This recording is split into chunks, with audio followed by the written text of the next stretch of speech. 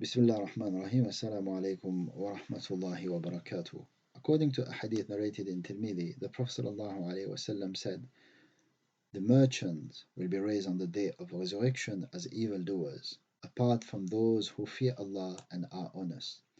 The question is, why would these people be raised among the evildoers in the first place, knowing that trading and doing business has are things that have been encouraged to do in Islam? The answer is very simple. Those people who usually are involved in businesses, all kind of business. It doesn't have to be, people who are selling and who are buying and selling items, but even those who are providing services as well, like builders, etc. These people are willing to lie, to make false promises, to deceive, etc., to display uh, attitude that are completely un-Islamic, completely against the teaching of Allah subhanahu wa ta'ala and His Messenger sallallahu alayhi wasallam. And for that reason, the Prophet sallallahu alayhi wasallam says that on the day of judgment, these people will actually be raised among the evildoers. And to support this argument, in a different version of this hadith, which has been narrated in Musnad Ahmad, when the Prophet ﷺ was actually asked that, Ya Rasulullah, you know, has Allah not permitted buying and selling? Meaning, how can you even say that, people will be raised, these traders, these merchants will be raised among the evildoers when Allah subhanahu wa ta'ala Himself has made this activity halal? So that these people, the Sahaba, Ridwanullahi ta'ala alayhim ajma'in, ask, you know, the Prophet sallallahu alaihi wasallam that, how, how is it possible? So the Prophet sallallahu alaihi wasallam then responded that yes, but they speak and tell lies, and they swear oaths and sin as a result. So this is the indication that people who are involved in trading, the Prophet ﷺ is saying that in general, people who are involved in trading, for money, they tend to do these things that are not in line with the Sharia. And lying doesn't just have to be, being to lie and to be dishonest doesn't have to be with physically lying, but it can be being dishonest to yourself, being dishonest to your faith. Like, for example, it might be a person who's displaying bad attitude towards the customers. Like, for example, the customers is asking for a question and he's not answering, or he's giving him dirty look.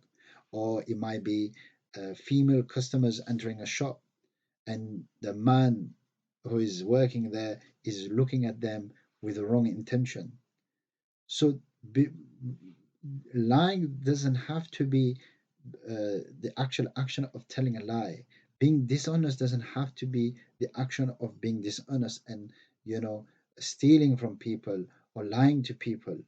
But it can be lying and being dishonest towards your faith, towards your deen, towards the teaching of the Prophet sallallahu alaihi wasallam.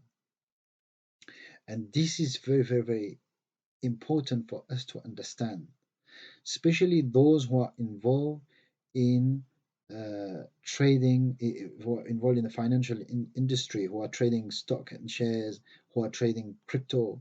Many times we have seen these sort of people displaying bad attitude, bad akhlaq.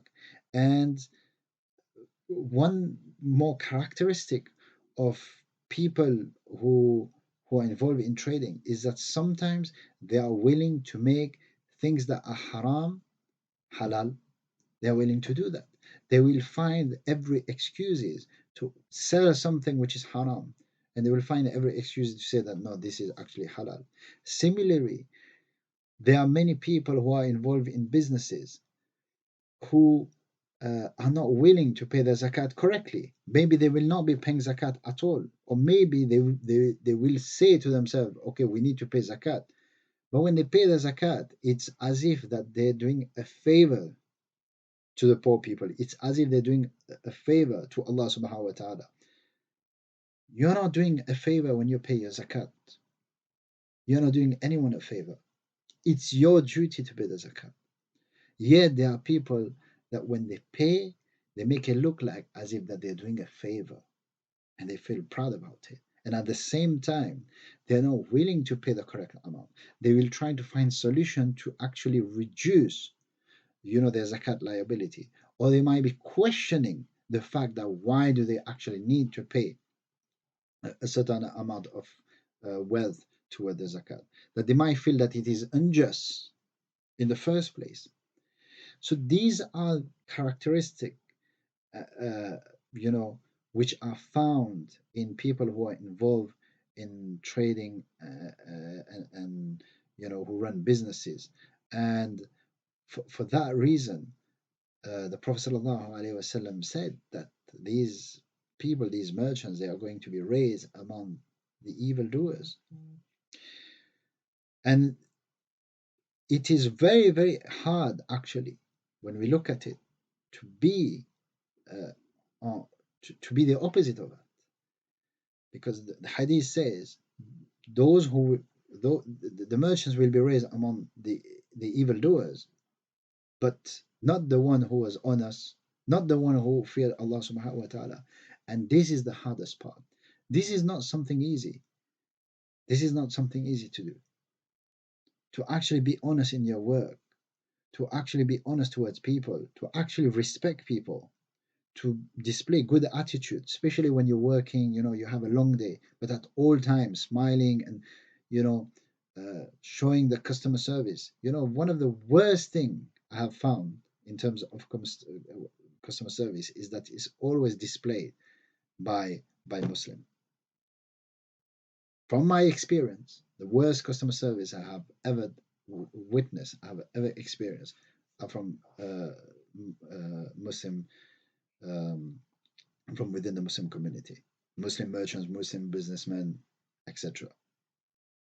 And to me, it is not normal. It absolutely shocking. It is not normal. It is very easy, and this is why that the Prophet ﷺ said in another hadith, according to the nearest meaning, that the merchant, the honest merchant, the trustworthy merchant, will be with the prophets, will be with the Siddiq, will be among the martyrs.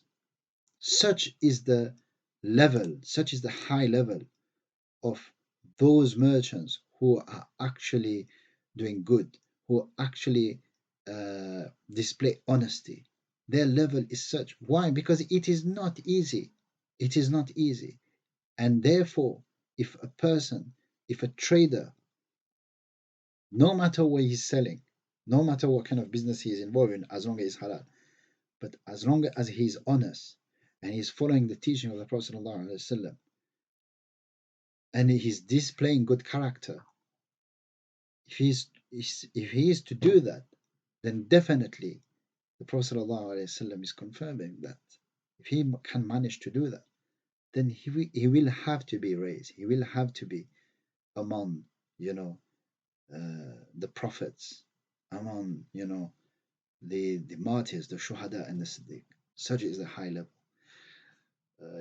for those merchants who are honest and who fear Allah subhanahu wa ta'ala. So may Allah subhanahu wa ta'ala grant us health and wealth. Until next time, peace.